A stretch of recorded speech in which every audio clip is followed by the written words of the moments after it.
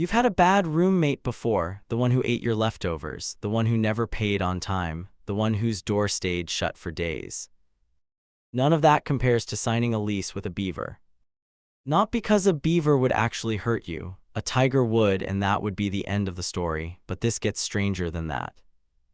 The worst roommate is not the most violent animal. The worst roommate is the one smart enough to be difficult, the one who steals on principle, the one who holds a grudge for 4 years, the one who runs politics in your kitchen.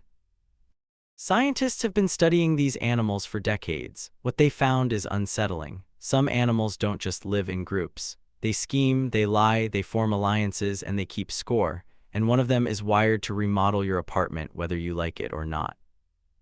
The investigation starts with a sound, the sound of running water, because there is one animal that hears that sound and cannot stop building. That animal is the beaver. The experiment that revealed this came from a Swedish biologist named Lars Wilson. In the 1960s, Wilson raised baby beavers in isolation. No parents, no siblings, no teachers. He wanted to know if dam building was learned or already built into the wiring.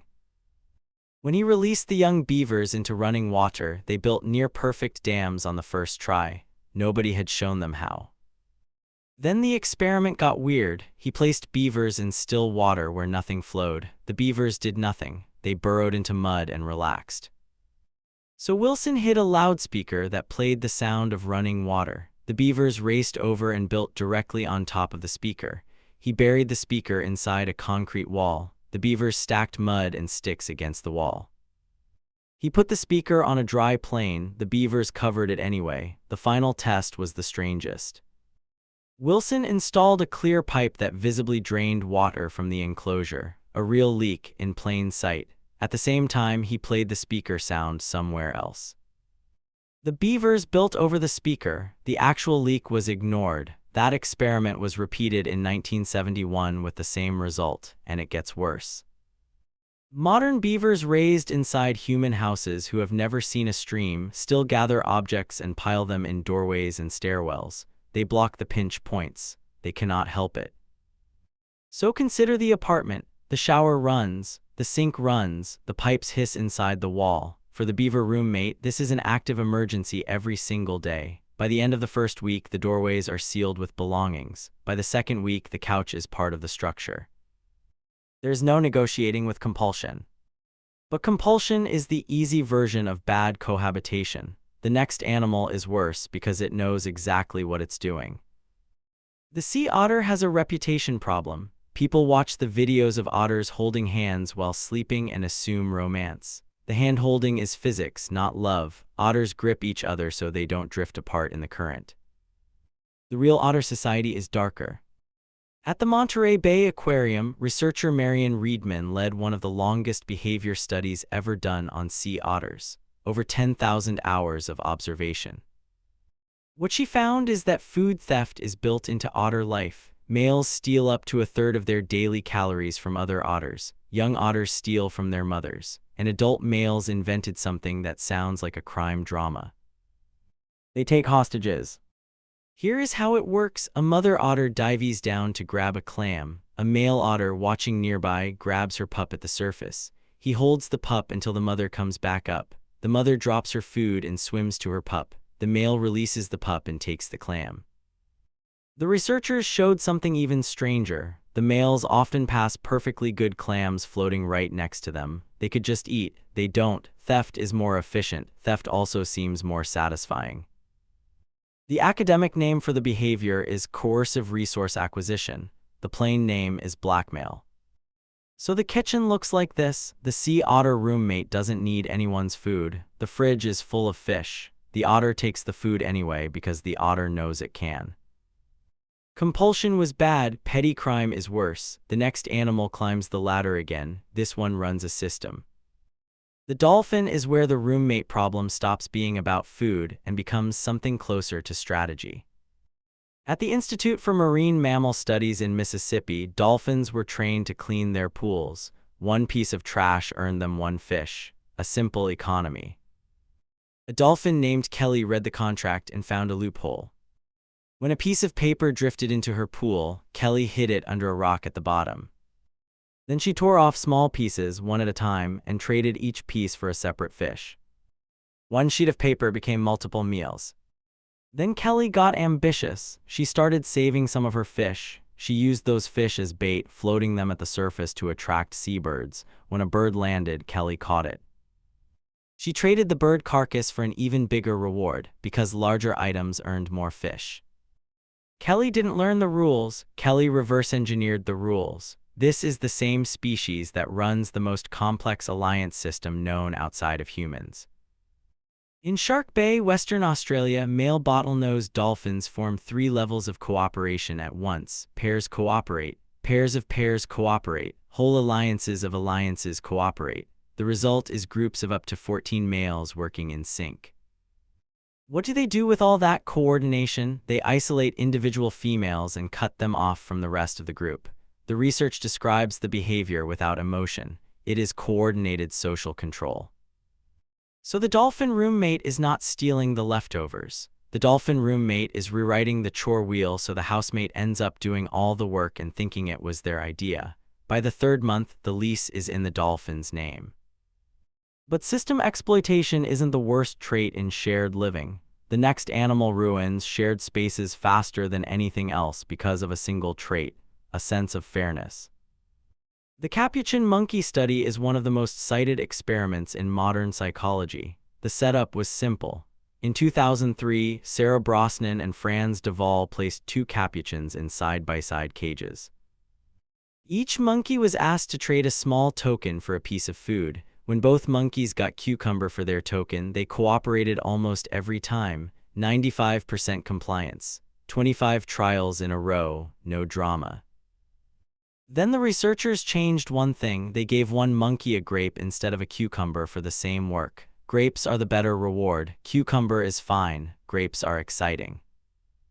The monkey getting cucumber watched the other monkey get the grape. Then the cucumber monkey looked at its own piece of cucumber. Then it threw the cucumber out of the cage.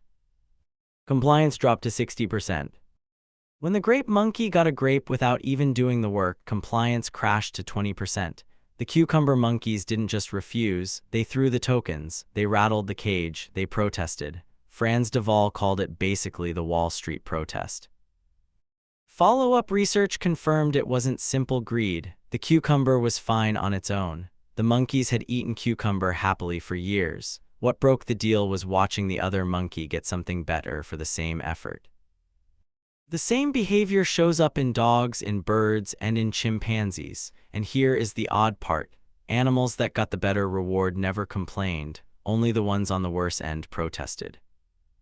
So the apartment problem becomes obvious. The capuchin roommate has a perfectly calibrated mental ledger. Who got the bigger slice of pizza? Who paid less for utilities? Who took the longer shower? If someone splits the rent unfairly one time, the cucumber is coming back at full speed. But a roommate who throws their dinner at someone is at least honest about being upset. The next animal is worse because the next animal waits. The raven holds grudges on a timescale that outlasts most human friendships. In a 2020 study published in Frontiers in Psychology, captive ravens were shown 2 human masks. One mask was labeled neutral, the other was labeled dangerous. The dangerous mask was associated with a person carrying a dead raven. The ravens learned the difference after a single trial, and here is the unsettling part. Individual ravens kept reacting with alarm calls to the dangerous mask for up to 4 years. 4 years is a long memory for any creature. A 4-year grudge is something else entirely. A separate study published in Animal Behavior in 2017 tested cheating directly. Researchers offered ravens a trade. They promised a good item, then handed over a worse one. The cheated ravens remembered. At follow-up tests 2 months later, many of those same birds refused to trade with the specific researcher who had cheated them. Other researchers were fine. The cheater was blacklisted. The conclusion in the paper was almost casual. Ravens can remember, after a single interaction, who is worth cooperating with in the future. Then it gets stranger. Research on corvids by John Marsluff and his team found that ravens who had never personally met a dangerous human still reacted with alarm. They had learned from watching other birds react. Information about who is trustworthy moves through the group. A single raven's opinion about a person can shape the behavior of an entire flock for years. A 2024 paper on raven social cognition described it plainly. Ravens track dominance, food sharing, and trust across their whole community. They maintain an internal model of who is who. They update that model based on watching how others get treated. The raven roommate is not the one yelling. The raven roommate is the one taking notes. By month 6, the entire neighborhood has heard the story. And yet, even ravens are not the top of this list. There is one species left, and the science gets uncomfortable because the science stops sounding like biology and starts sounding like politics. The chimpanzee is the species that makes humans squirm. In 1982, Frans de Waal published a book called Chimpanzee Politics.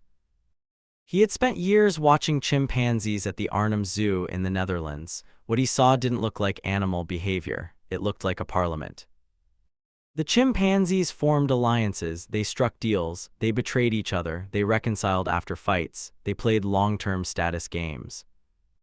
De Waal's conclusion was direct. Human political behavior is part of an evolutionary heritage shared with the closest primate relatives. The chimpanzees were not behaving like a metaphor. They were doing the same thing on older equipment.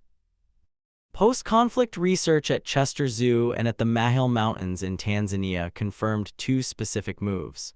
Reconciliation happens when two former enemies make deliberate contact after a fight. Consolation happens when a third chimpanzee approaches the loser of the fight to comfort them. Research from PNAS measured the stress response of chimpanzees who received consolation. The stress signals dropped. The hug worked. At GOM, Jane Goodall watched chimpanzee social life for over 20 years. She documented something that looks painfully familiar. A few males would target a single chimpanzee with constant low-level hostility. Eventually, the targeted chimpanzee would withdraw from the group. Family counselors have a word for the third-party part of this: triangulation. Chimpanzees do it too. Adult females have been seen breaking impasses between two angry males who refuse to make the first move. She drags one over, she drags the other over. The reconciliation gets staged. A 2026 study from the Max Planck Institute found chimpanzee culture to be roughly twice as large as previously thought. Around 69 socially learned behaviors in a single community. Most are everyday skills like foraging and grooming, but social rules get passed down too. Young chimpanzees watch the experienced adults and copy what works. So the chimpanzee roommate isn't just emotional. The chimpanzee roommate has a coalition, and the coalition has rules, and the rules apply to every interaction, including the one happening right now. The strange thing is that the worst roommates all share the same abilities. They remember, they keep score, they form alliances, they understand relationships. In other words, they are social. The more socially intelligent an animal becomes, the more complicated life around it becomes too. So which animal would be the worst roommate? The beaver would destroy the apartment. The dolphin would manipulate the lease. The capuchin would start arguments over fairness. The raven would remember every mistake, and the chimpanzee would turn the entire house into a political system. The strange thing is that none of these behaviors are uniquely human. We just gave them apartments and names.